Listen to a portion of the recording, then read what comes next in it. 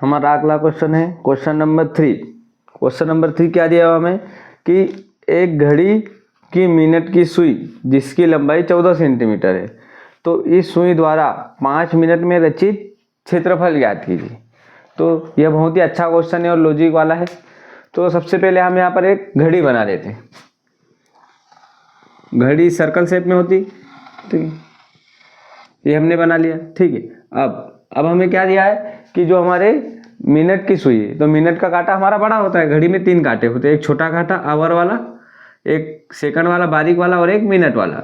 तो जो हमारा मिनट वाले की सुई की लंबाई कितनी दी है हमें क्वेश्चन में, 14 सेंटीमीटर दी, ठीक है। मतलब हमें वृत्त की त्रिज्या दी हुई, ठीक है। और क्या दिया हमें, और दिया है कि इस सुई द्वारा 5 मिनट में रचित क्षेत्रफल हमें ज्ञात करना है। तो सबसे पहले आपको पता होना चाहिए कि 5 क्षेत्रफल ज्ञात करने के लिए हमें एंगल पता होना चाहिए, क्योंकि हमें यहाँ से यहाँ तक का क्षेत्रफल ज्ञात करना है। तो उसके लिए हमें थीटा एंगल का मान पता होना चाहिए। तो हम कैसे निकालेंगे, तो सबसे पहले आपको पता होना चाहिए बेसिक, ठीक है। इनको मैं मिटा देता हूँ। जो हमारी घड़ी है, जो हमारी घड़ी की मिनट वाली सुई है, वह 12 घंटे में घूमकर कितना कोण बनाती है, हमारा 360 डिग्री का बनाती है, ठीक है। यदि यहाँ पर 12 होता है, हमारा 6 होता है, यहाँ पर 3 और 9, इसको मैं समझा देता हूँ, 12, 9, 6 और 3, ठीक है। यहाँ पर यदि मिनट की सुई है और यह घूमती घूमती घूमती पूरी घड़ी को सर्कल चक्कर लगाकर यहाँ पर वापस आएगी, तो यह कितना कोण हो जाएगा हमारा 360, ठीक है। तो अब हमें 5 मिनट में कितना एंगल बनेगा उसे ज्ञात करना है। सबसे पहले हम यहाँ लिख लेते हैं। क्वेश्चन नंबर 3 हमारा दिया है मिनट की सुई की लंबाई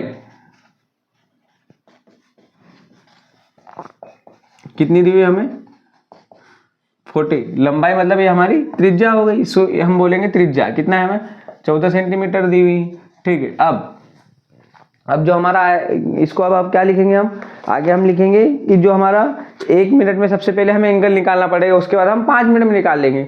तो 1 मिनट में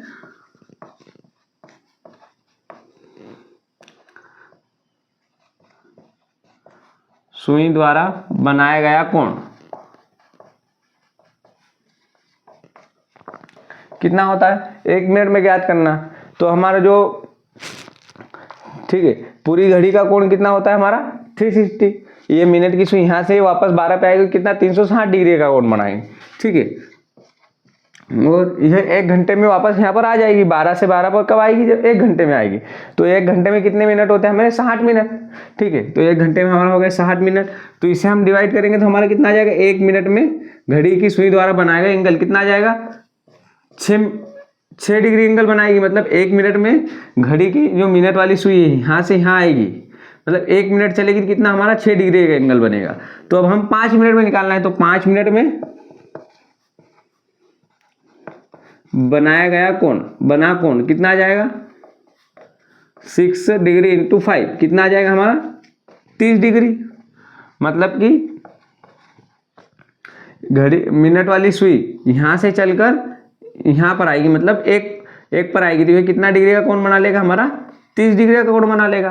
तो अब हमारे पास वृत्त की त्रिज्या भी है और 5 मिनट में जो हमारा एंगल है वो भी आ गया। मतलब कि यहाँ पर जो हमारा एंगल बनेगा थीटा कितना हमारे पास आ गया 30 डिग्री। तो हमें क्षेत्रफल किसका ज्ञात करना है, इस वाले त्रिज्य खंड का क्षेत्रफल ज्ञात करना है, क्वेश्चन में ये बोला गया है, ठीक है। तो अब यहाँ से हमारा जो फार्मूला होता है क्या लगाएंगे, वृत्त के त्रिज्य खंड का फार्मूला लगा देते हैं हम। वृत्त के त्रिज्य खंड का क्षेत्रफल क्या होता है हमारा, पाई आर, त्रिज्य खंड का क्षेत्रफल पाई आर स्क्वायर थीटा अपॉन 360। जो हमारा फार्मूला कितना था, पाई आर स्क्वायर थीटा अपॉन 360, ठीक है। पाई का मान हमारा क्या होता है 22/7। आर का मान हमारे पास कितना है, त्रिज्या का मान 14 दिया हुआ है, कितना आएगा 14 × 14। थीटा का मान हमने कितना लिखा है 30 डिग्री डिवाइडेड बाय 360, ठीक है। इसको अब हम कैंसिल आउट करेंगे, कितनी बार में कर जाएगा, 36 12 बार में। और कुछ कैंसिल हो रहा है क्या, यह 2 से 11 बार में कर जाएगा और यह 6 बार में कर जाएगा, ठीक है, और कुछ कैंसिल हो रहा है, फिर ये कट जाएगा 7 से अपना 14 कितनी बार में, 2 बार में।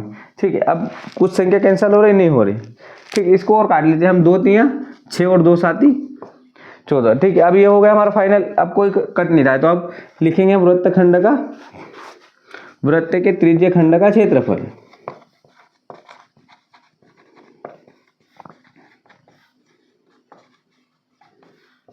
कितना आ जाएगा यहाँ पर, कितना है 11 मल्टीप्लाई बाय 2 मल्टीप्लाई बाय 7, कितना हो जाएगा 11 दूनी 22 और 1 से कितना आ जाएगा, कितना बचा 11 multiply by 2 multiply by 7 divided by 3।